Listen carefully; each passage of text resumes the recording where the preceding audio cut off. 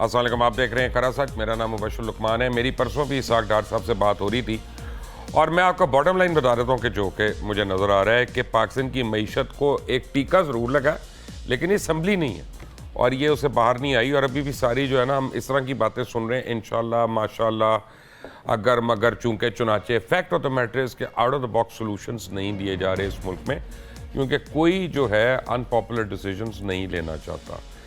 اب پاکستان کے لیے وہ ان پاپولر ڈیسیجنز کیا ہو سکتے ہیں کہ جن سے پاکستان کی معیشت جو ہے وہ اپنے پیروں پہ کھڑی ہو سکے. تو میں نے سوچا آج پاکستان میں کسی ایک ایسے ایکسپرٹ کو بلائیں جو حقیقی معنوں میں معیشت کو سمجھتے ہوں, بینک کاری کو سمجھتے ہوں, نج کاری کو سمجھتے ہوں, کرنسی کو سمجھتے ہوں, ان ساری چیزوں کے اوپر جن کو عبور ہو, اور پھر ہم ان سے کہیں کہ دل پر ہاتھ رکھ کے بتاؤ کہ ہمارا کوئی حل بھی ہے کہ واقعی ہم اگلے سال بینک کرپٹ ہونے جا رہے ہیں. ظفر مسعود صاحب میرے ساتھ ہیں, کسی تعارف کے محتاج نہیں ہیں, سی او ہیں, پریزیڈنٹ ہیں بینک آف پنجاب کے, روح رواں ہیں. لیکن ظفر مسعود صاحب کا آپ کو اکثر کو پتہ ہوگا لیکن جن کو نہ پتہ ہو ان کو میں بتا دوں کہ وہ پاکستان کا جو ایک انفارچونیٹ ایئر کرافٹ تھا, ایل فیٹڈ ایئر کرافٹ PK-8303 جو ایئر بس لاہور سے کراچی جا رہی تھی اور کریش ہو گئی تھی. اس میں صرف 2 افراد زندہ بچے تھے, ان میں سے ایک ظفر صاحب تھے. اور حالت یہ ہے وہ تو زندہ تو اللہ نے ان کو بچا لیا لیکن ابھی بھی اس پروگرام سے آدھا گھنٹہ پہلے ان کی فزیو تھراپی ہو رہی تھی چلنے پھرنے کے لیے, کیونکہ آپ کو وہ چوٹیں تو نہیں ایک دن میں ختم ہوتی ہیں جو لگی ہوتی ہیں. بٹ ظفر صاحب ویلکم ٹو کرا سچ. بہت شکریہ and thank you for being here. پہلے تو یہ بتائیں, ہم فائنانس سے تو بات کرتے ہیں لیکن آپ کو آئیڈیا ہو گیا تھا کہ پلین کریش ہو رہا ہے؟ جی مجھے اندازہ ہو گیا تھا. کوئی تقریباً میں اس کو آئی کال اٹ 30 سیکنڈ کی سٹوری جس میں مجھے یہ اندازہ ہو گیا تھا کہ اب بچنا مشکل ہے اور کریش جو ہے وہ تقریباً ناگزیر ہو گیا. تو وہ بڑی انٹرسٹنگ سچویشن تھی. میری عادت ہے کہ میں اپنے آپ سے بات کرتا ہوں, تو میں نے اس وقت پوری زندگی میرے سامنے جو ہے جیسے کینوس پہ آ جاتی ہے تو اس طرح پوری زندگی کینوس پہ آ گئی. میرا childhood in Lahore and then coming back to Lahore again for my existing role. اور میں نے کہا ٹھیک گزر گئی زندگی, کوئی ریگریٹس نہیں تھے. اب 2 جو اس میں پینچ آئے ہیں نا وہ مبشر میں آج آپ سے شیئر کروں گا جو میں نے آج سے پہلے شیئر نہیں کیے ہیں. لکھے تو ہیں بہت جگہ, میں نے شیئر نہیں کیے ہیں. میں نے کہا ٹھیک ہے, تیاری پوری ہے. مجھے کبھی موت سے ڈر نہیں لگا. آپ تو میرے والد کو اچھی طرح جانتے ہیں, وہ بھی اس معاملے میں بڑے بہادر آدمی ہیں, بہت دلیر آدمی ہے وہ تو کبھی بھی کوئی جو ہے نا وہ اس بات سے نہیں ڈرے کہ ٹھیک ہے اگر ٹائم آ گیا ہے, وقت آ گیا ہے. یہ ایمان کی پختگی میرے خیال سے ہے اور جو میرے باپ سے آئی ہے مجھ میں کہ ٹھیک ہے پھر اب وقت آ گیا تو جائیں گے. تو اس وقت تیاری پوری تھی مگر ایک اس کو کہتے ہیں نا کنوکشن جس کو کہتے ہیں, ایک اندر سے آواز آئی کہ نہیں شاید تمہارا وقت ابھی نہیں ہے, تم بچ جاؤ گے. اور اللہ تعالیٰ نے بچا لیا. مگر اس کے بعد جو کمپلیکیشنز ہیں اس کا لوگوں کو شاید اندازہ نہیں ہے. جو ایک آپ نے فزیکل کمپلیکیشن کی بات کی ہے, یہ 3 سال ہو چکے ہیں اس کو واقعے کو, 3 سال سے زیادہ. لیکن ابھی بھی میری جو ہے وہ فزیو ہوتی ہے. ابھی بھی میں ہر سال ملک سے باہر جاتا ہوں اپنی ٹریٹمنٹ کے لیے کیونکہ میرا جو نی کا پرابلم ہے اس کا علاج جو ہے وہ پاکستان میں اویلیبل نہیں ہے اور مجھے ملک سے باہر جانا پڑتا ہے. ابھی بھی ایک بہت بڑا آپریشن جو ہے وہ اس کی ضرورت ہے. مگر جو 2 سائیکولوجیکل مجھے دھچکے لگے ہیں وہ بہت ضروری ہیں اور میں آج آپ کے پروگرام کے توسط سے وہ پہلی دفعہ میں اس کو شیئر کر رہا ہوں. ایک کانسیپٹ ہوتا ہے مبشر بھائی جس کو کہتے ہیں سروائیورز گلٹ. وہ آپ کو کچھ اس قسم کا احساس ہونے لگتا ہے کہ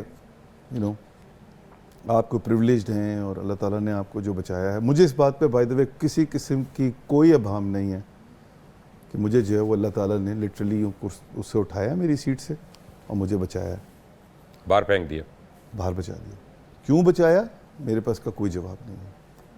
میرے پاس صرف اس کا ایک پلازیبل جواب ہے, اور وہ آپ بہت اچھی طرح سمجھیں گے کہ میرے ماں باپ بہت نیک لوگ ہیں. الحمدللہ. تو یہ ایک پاسبلٹی ہو سکتی ہے کہ میرے جانے کے بعد شاید سب سے بڑا دھچکا ان کو لگتا, شاید اللہ تعالیٰ وہ دھچکا ان کو دینا نہیں چاہتا تھا, اس لیے انہوں نے بچایا. بٹ وہ سروائیورز گلڈ جو ہے نا, وہ میرے دل میں اس طرح ہے کہ اب میرے لیے بڑا مشکل ہو جاتا ہے کہ میں کسی کا جنازہ اٹینڈ کروں یا کسی سے تعزیت کرنے جاؤں, یا میں کسی میرے لیے بہت مشکل تھا جو باقی لوگ چلے گئے, ایون اس سے بھی بات کرنا جو دوسرا ساتھی بچ گیا تھا, بیکاز مجھے یہ احساس ہوتا تھا کہ میں اس دوسری پارٹی کو ہرٹ کروں گا, کیونکہ شاید اس کے ذہن میں یہ بات آئے گی کہ یار اللہ تعالیٰ تو نے اس کو تو بچا لیا, تو نے ہمارے لوڈ ون کو نہیں بچایا.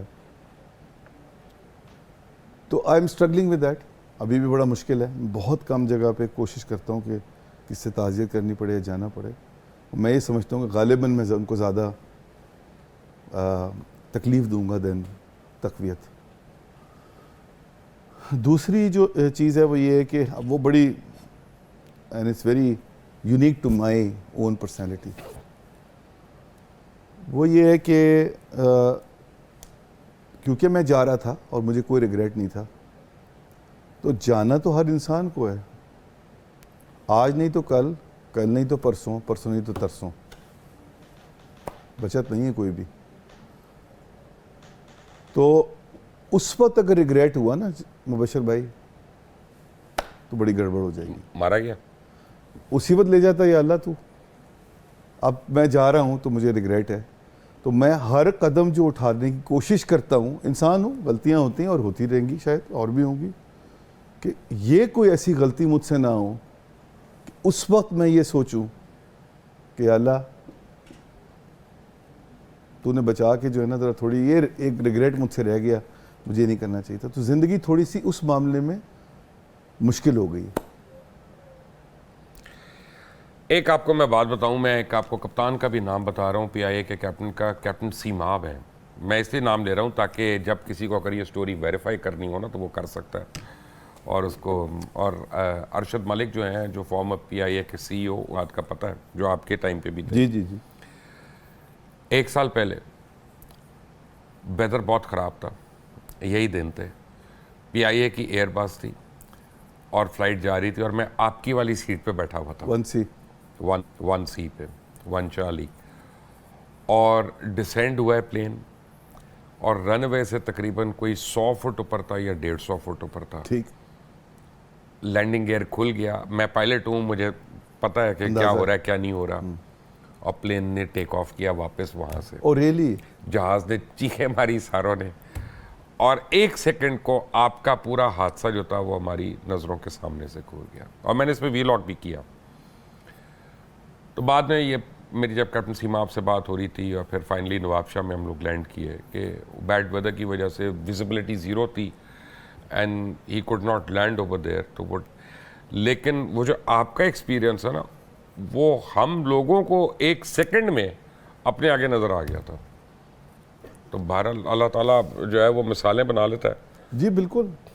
اور میرا اس سے بہت زیادہ جو ہے, میں کوئی زیادہ ریچولز فالو نہیں کرتا, لیکن میرا ایمان اللہ تعالیٰ پہ بہت پکا ہے. آپ کو یہ اندازہ ہو ہی گیا ہوگا. اور اب تو ہو جانا چاہیے. وہ مزید ری انفورس ہو گیا, وہ مزید ایک اس پہ جس کو کہتے ہیں انڈورسمنٹ مل گئی. چلیں اب یہ تو اچھی باتیں ہو گئیں کہ اللہ نے آپ کو بچا لیا, اللہ نے آپ کو زندگی دی, اللہ نے آپ کے ماں باپ کی سن لی, ان کی دعاؤں آپ کی ڈھال بن گئیں, اور ہمیشہ رہیں, اللہ کرے. آمین. اب ذرا ریئلسٹک باتیں کر لیتے ہیں. جی بالکل. آپ نے سیکھا نہیں اس ایکسیڈنٹ سے کچھ؟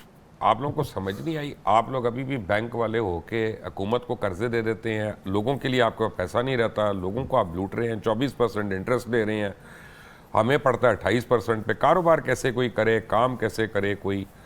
ظفر صاحب, بھی کیا ہو رہا ہے؟ نہیں، آپ کی شکایت بجا ہے.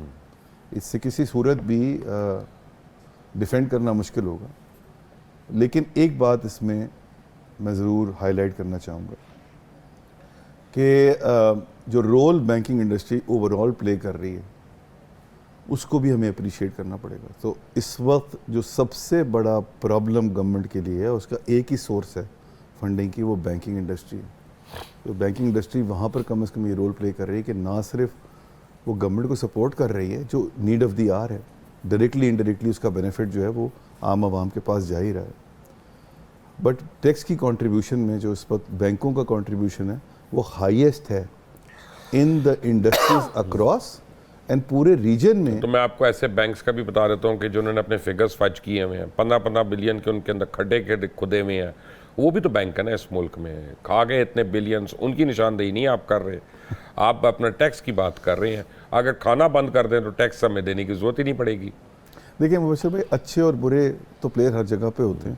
ہمارے یہاں زیادہ ہیں. میں یہ نہیں کہوں گا بینکنگ انڈسٹری میں ایسا نہیں ہے. بینکنگ انڈسٹری میں کیونکہ ہمارا جو ریگولیٹر ہے وہ بہت تگڑا ہے، تو کیونکہ ریگولیٹر تگڑا ہے نہیں اس لیے ڈیویشن پاسبل نہیں ہے اس طرح. نہیں، ریگولیٹر تگڑا ہوتا تو ڈالرز میں اتنے پیسے کما لیتے آپ لوگ فورن ایکسچینج میں، فورن کرنسی میں ٹریڈ کرتے ہوئے. کچھ آپ کی بات میں غالباً حقیقت اس میں ضرور ہوگی، مگر اس میں فیکٹ یہ ہے کہ کچھ ہم پہ ایسے پریشرز بھی تھے، ریگولیٹر پہ ایسے پریشرز تھے کہ وہ غالباً اس طرح ریگولیٹ نہیں کر پا رہا تھا کیونکہ ہمارے پر بہت ساری ایکسٹرنل کچھ ریکوائرمنٹس تھی جس کی وجہ سے یہ کرنا پڑا. ہاں، یہ بات آپ کی ٹھیک ہے، شاید ہم بینکوں کو زیادہ رسپانسبل ہونا چاہیے تھا، مگر آپ یہ پلیز ریئلائز کیجئے کہ بینکس جو ہے نا بائی ڈی این اے جس کو کہتے ہیں ڈیفینیشن، وہ کیپٹلسٹ ہوتے ہیں.